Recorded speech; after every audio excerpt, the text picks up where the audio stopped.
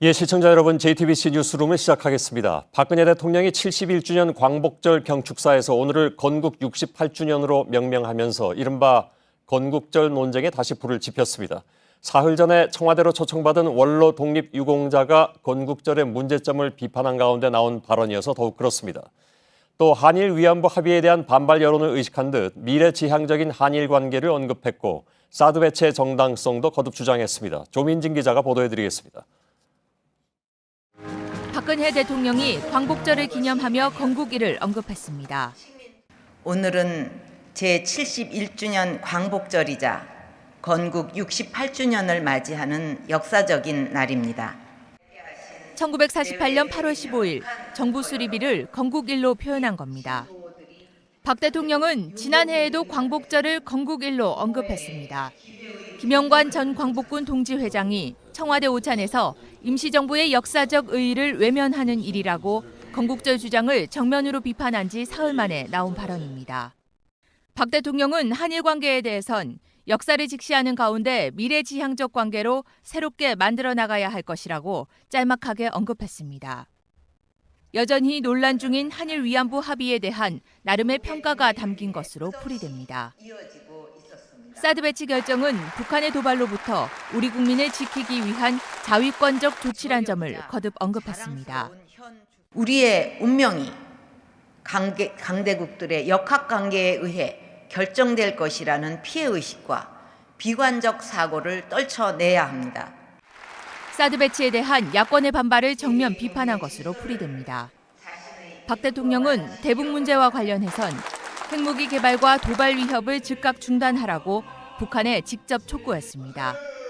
JTBC 조민진입니다. 로 풀이됩니다. 사드 배치 결정은 북한의 도발로부터 우리 국민을 지키기 위한 자위권적 조치란 점을 거듭 언급했습니다. 우리의 운명이 강대국들의 역학관계에 의해 결정될 것이라는 피해의식과 비관적 사고를 떨쳐내야 합니다. 건국 68주년을 맞이하는 역사적인 날입니다. 1948년 8월 15일 정부 수립일을 건국일로 표현한 겁니다. 박 대통령은 지난해에도 광복절을 건국일로 언급했습니다. 김영관 전 광복군 동지회장이 청와대 오찬에서 임시정부의 역사적 의의를 또 한일 위안부 합의에 대한 반발 여론을 의식한 듯 미래지향적인 한일 관계를 언급했고 사드 배치의 정당성도 거듭 주장했습니다. 조민진 기자가 보도해드리겠습니다. 박근혜 대통령이 광복절을 기념하며 건국일을 언급했습니다. 오늘은 제71주년 광복절이자 를 외면하는 일이라고 건국절 주장을 정면으로 비판한 지 사흘 만에 나온 발언입니다. 박 대통령은 한일 관계에 대해선 역사를 직시하는 가운데 미래지향적 관계로 새롭게 만들어 나가야 할 것이라고 짤막하게 언급했습니다.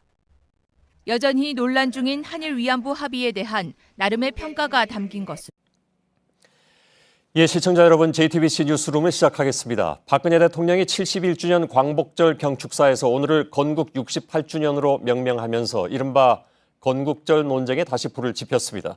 사흘 전에 청와대로 초청받은 원로 독립유공자가 건국절의 문제점을 비판한 가운데 나온 발언이어서 더욱 그렇습니다. 또 한일 위안부 합의에 대한 반발 여론을 의식한 듯 미래지향적인 한일 관계를 언급했고 사드 배치의 정당성도 거듭 주장했습니다. 조민진 기자가 보도해드리겠습니다. 박근혜 대통령이 광복절을 기념하며 건국일을 언급했습니다. 오늘은 제71주년 광복절이자 를 외면하는 일이라고 건국절 주장을 정면으로 비판한 지 사흘 만에 나온 발언입니다. 박 대통령은 한일 관계에 대해선 역사를 직시하는 가운데 미래지향적 관계로 새롭게 만들어 나가야 할 것이라고 짤막하게 언급했습니다. 여전히 논란 중인 한일 위안부 예, 시청자 여러분, JTBC 뉴스룸을 시작하겠습니다. 박근혜 대통령이 71주년 광복절 경축사에서 오늘을 건국 68주년으로 명명하면서 이른바 건국절 논쟁에 다시 불을 지폈습니다. 사흘 전에 청와대로 초청받은 원로 독립유공자가 건국절의 문제점을 비판한 가운데 나온 발언이어서 더욱 그렇습니다.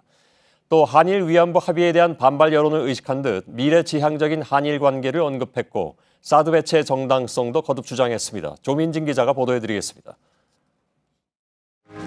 박근혜 대통령이 광복절을 기념하며 건국일을 언급했습니다. 오늘은 제 71주년 사드 배치 결정은 북한의 도발로부터 우리 국민을 지키기 위한 자위권적 조치란 점을 거듭 언급했습니다.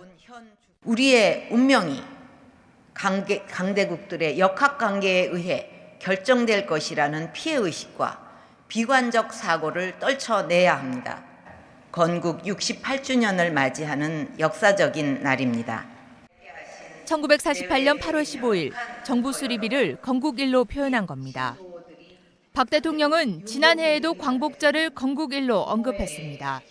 김영관 전 광복군 동지회장이 청와대 오찬에서 임시정부의 역사적 의의를 광복절이자 건국 68주년을 맞이하는 역사적인 날입니다.